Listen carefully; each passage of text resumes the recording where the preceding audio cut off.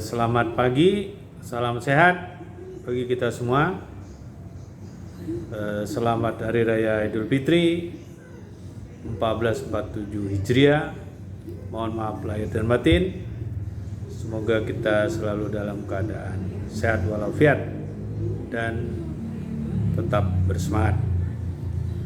Pada kesempatan ini saya ingin menyampaikan tentang kekurangan dokter TSTS ya.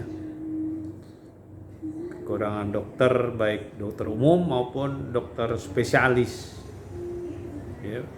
Jadi Bapak Presiden kita Prabowo sekarang sedang kejar-kejarnya untuk menambah jumlah dokter di Indonesia ini hampir 100.000 kekurangannya.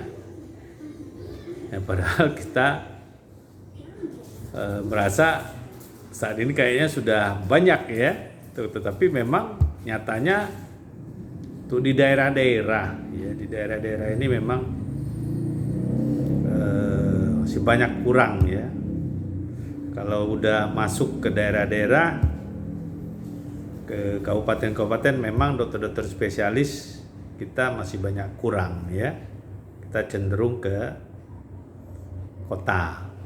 Nah ini gimana aturannya kita kurang tahu, ini pemerintah aturannya ya. Nah, salah satu caranya untuk mengatasi hal ini ya diperbanyak jumlah center-center pendidikan.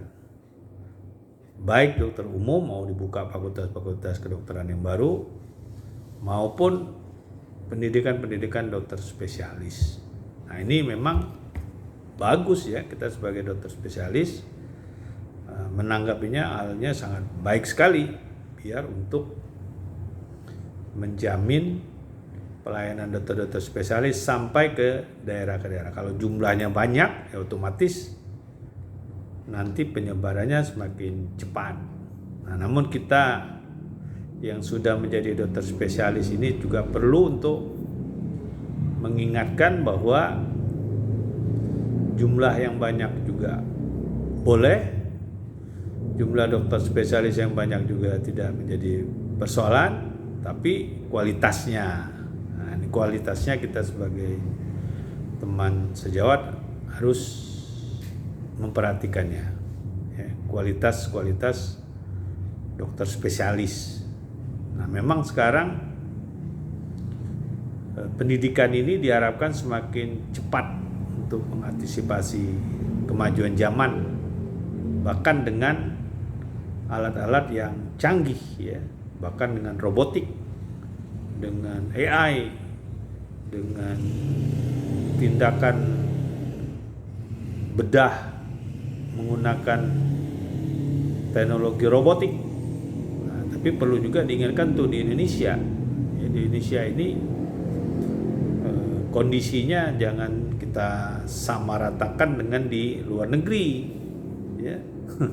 Kalau di kabupaten-kabupaten ya capaiannya untuk robotik itu mungkin nanti ya, untuk masa depan, untuk saat ini 10-20 tahun ke depan ini belum ya, untuk di kabupaten-kabupaten ya. Apalagi kabupaten-kabupaten yang terpencil ya, kabupaten-kabupaten yang menengah ke bawah aja robotik itu belum bisa kita untuk menjaga. Di samping mungkin teknologinya, tambahan keilmuan teknologi, ada lagi skillnya ya.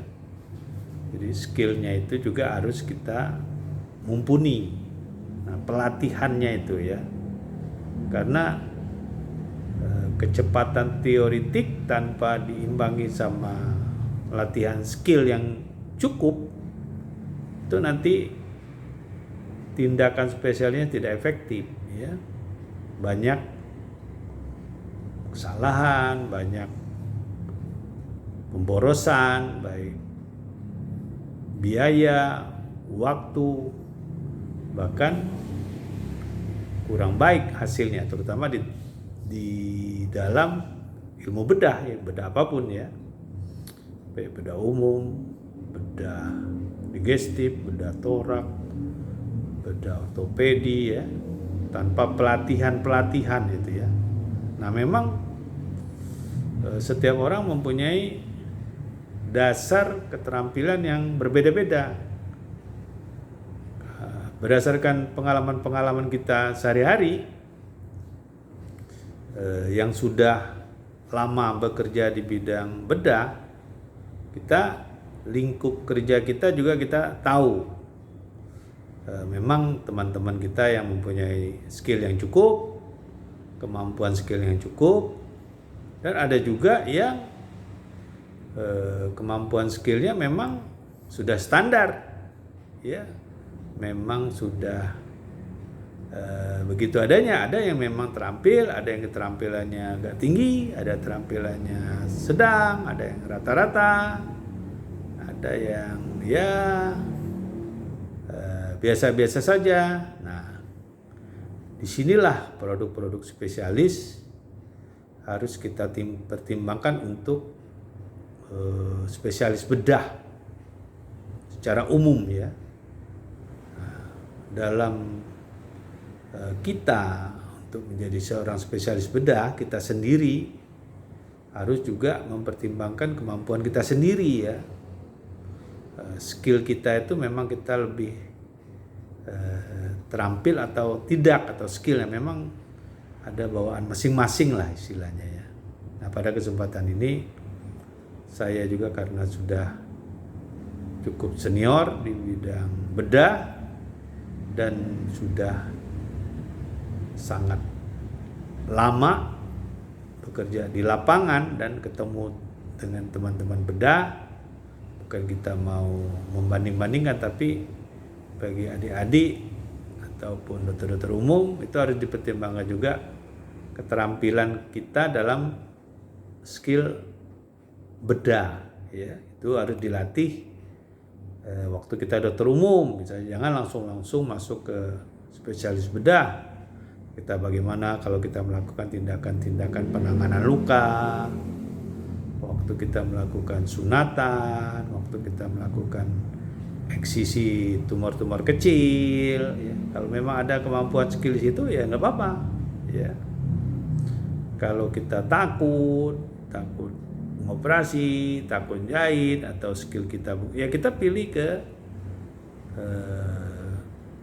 spesialis-spesialis yang lain ya. Jangan kita paksakan ke spesialis bedah. Banyak spesialis yang lain tuh, spesialis jantung, spesialis penyakit dalam, spesialis anak, spesialis gizi, spesialis radiologi, spesialis mata, banyak ya spesialis ya. Nah, itu yang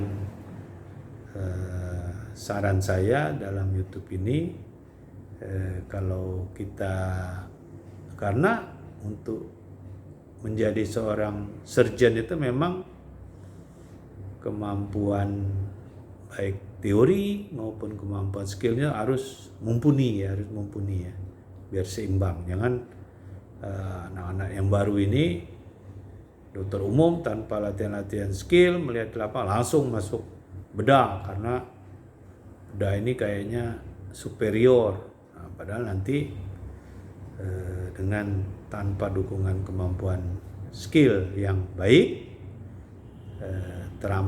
keterampilan yang kurang, itu akan mempersulit dia selama nanti menjadi spesialis bedah dalam bidang apapun. Nah, ini saran masukan saya, karena ini program pemerintah ini banyak banget ya, mau mencetak spesialis dimanapun, diperbanyak, diperluas lagi program pendidikannya sampai 100.000 dokter ya, dari dokter umum maupun dokter spesialis.